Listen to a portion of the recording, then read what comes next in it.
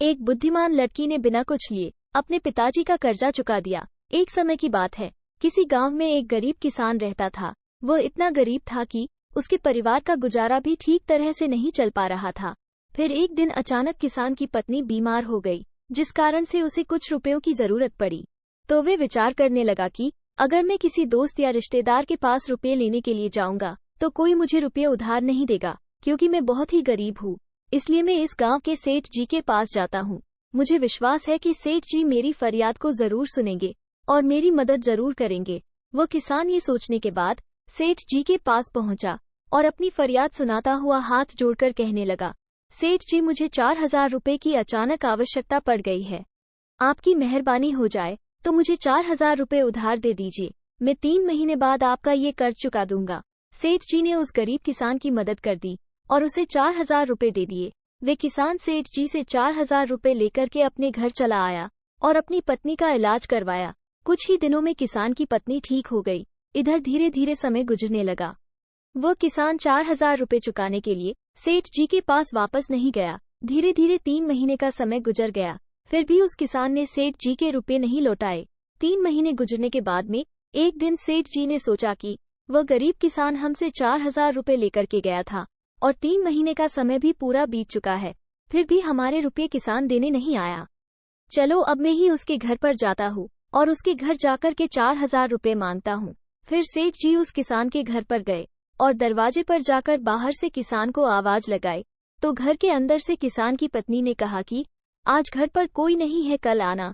फिर सेठ जी दूसरे दिन किसान के घर पर गए और किसान को बाहर से आवाज लगाई तो किसान की पत्नी ने कहा कि आज घर पर कोई नहीं है, कल आना।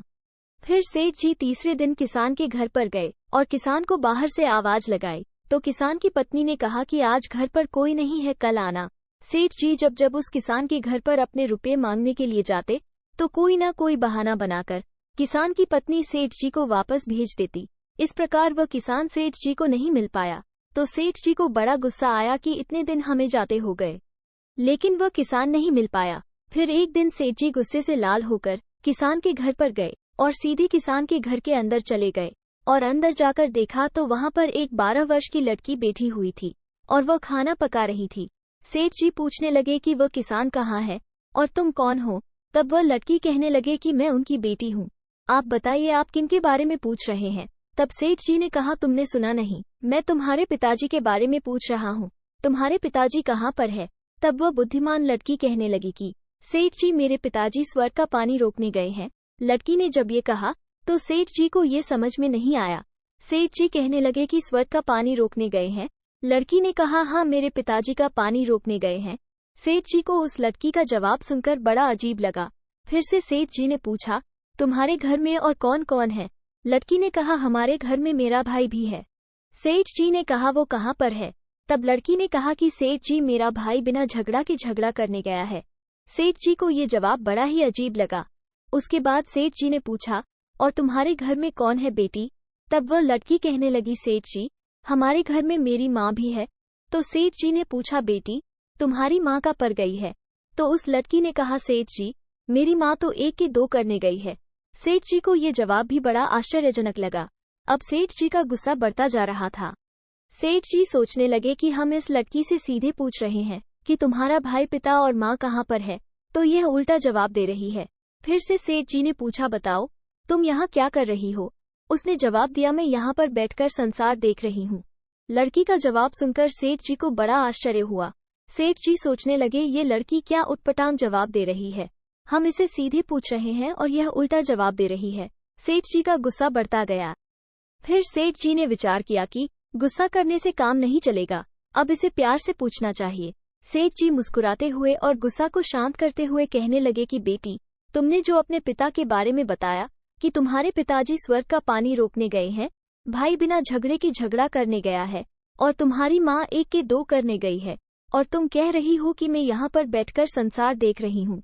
तुम्हारे इन प्रश्नों का उत्तर मैं नहीं समझा। इसका अर्थ क्या है? आखिर तुम कहना क्या चाहती हो? लड़की कहने लगी, देखिए सेठ जी, मैं अपने जवाब का उत्तर और मतलब आपको सब समझा दूंगी, लेकिन मेरी एक शर्त है। आपको मेरी शर्त पूरी करनी पड़ेगी। मुझे आप वचन दो, अगर आप मेरी शर्त पूरी करेंगे तो मैंने जो आपको उत्तर दिया है उनका मतलब आपको मैं समझा दूंगी।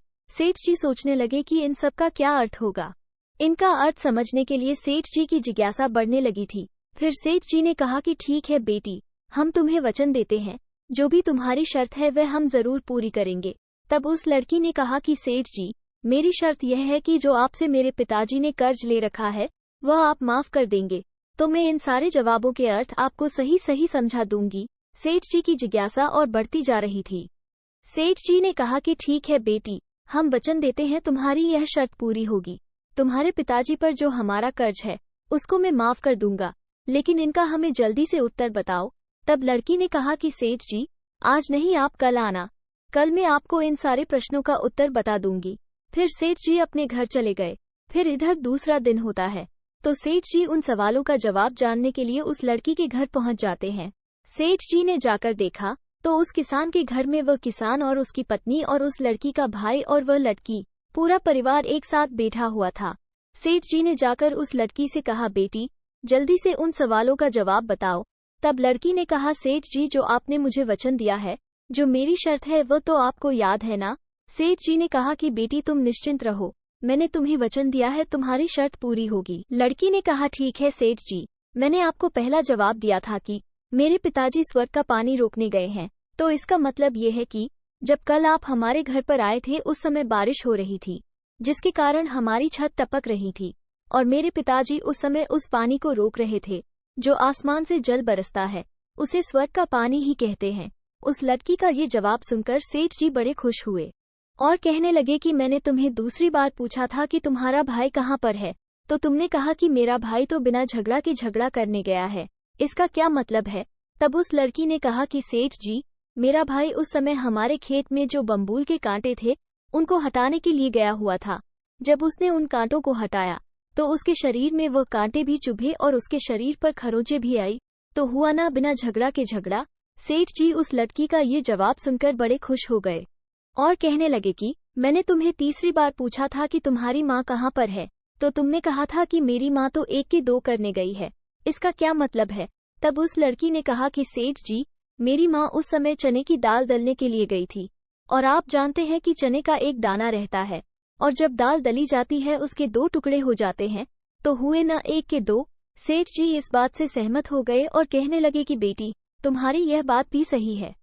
सेठ जी ने कहा कि बेटी, मैंने तुम्हें चौथी बार पूछा था कि तुम यहाँ पर क्या कर रही हो, तो तुमने मुझे जवाब दिया था कि यहाँ पर बैठकर मैं संसार देख रही हूँ, तो इसका क्या मतलब है।